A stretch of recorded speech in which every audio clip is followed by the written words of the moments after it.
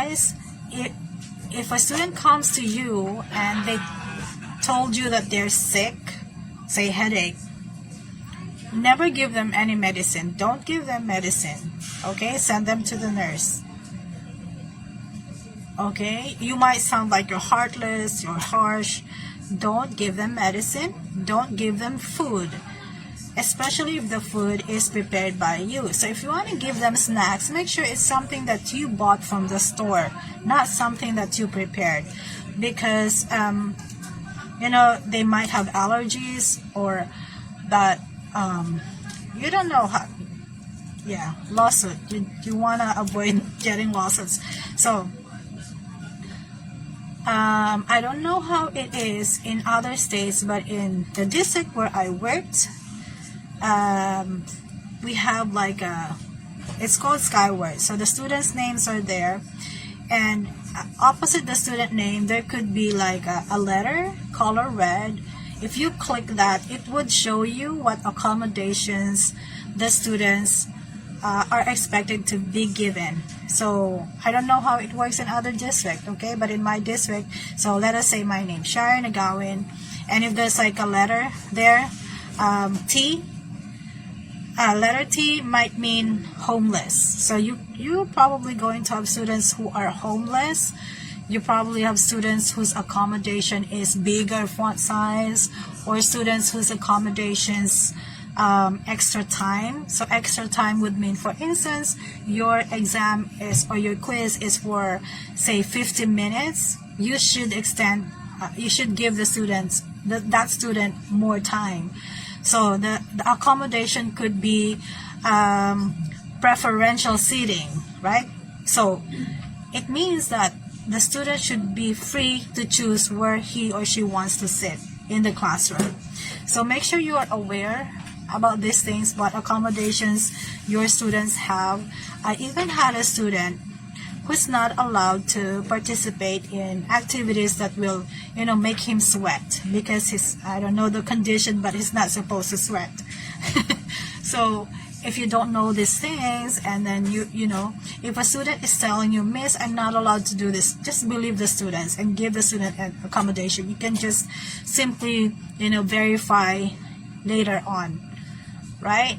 So these are legal documents, and you cannot ignore these accommodations. You're supposed to do these accommodations for the students.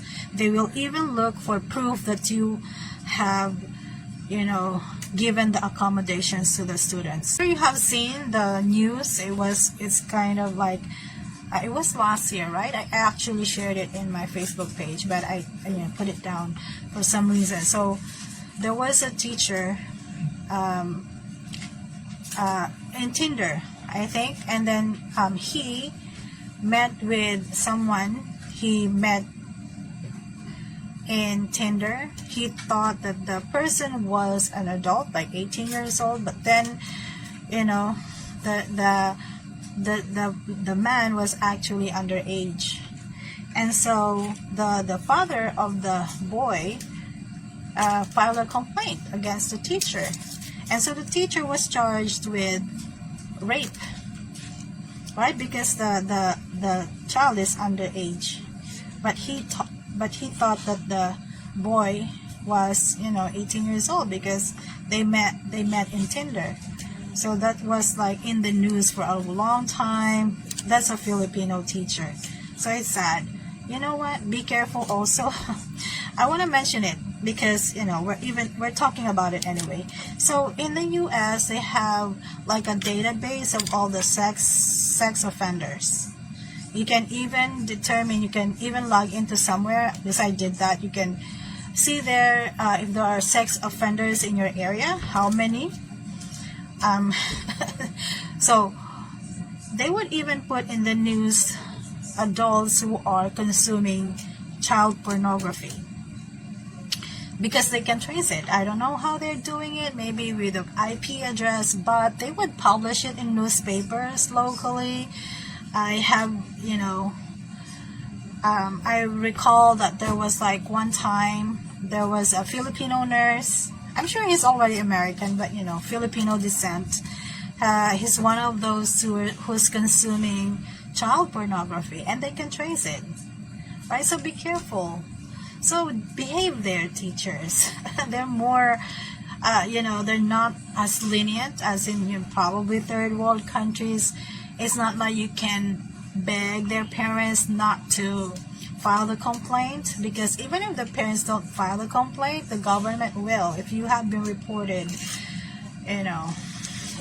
having inappropriate relationship with the students. So keep your relationship professional, right? Don't offer students rights.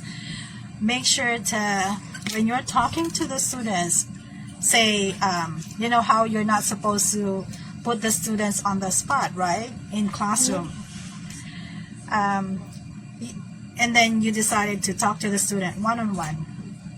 Make sure that the doors are open, the windows are open. Make sure that you can be seen from somewhere, right? So don't talk to the students alone in, like in a place where no one can see you or something like that. Just make sure that it's not too private, okay?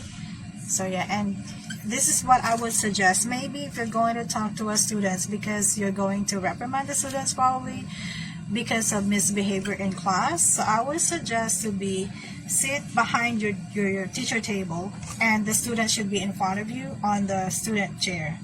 So there's going to be a good distance between you and the students, and make sure to keep the door and the windows open so that when people are passing by, you can be seen from outside. Okay? So these students can be really tricky. They may probably hug you. So they would understand if you tell them, I'm not a hugging person, or I don't like to touch students. So yeah, they would understand it. Then don't talk about religion in class unless that's the subject, right? And there's even no religion classes in public schools in the US. So don't talk about your religion. Don't talk about your political views, again, if it's not your lesson. Say you're a science teacher, so don't talk about other things, just to be sure. So they say even that US is the land of lawsuits, and it's true. You will see it there, right? You know how in the Philippines the billboards are, brands of clothing, brands or restaurants, right?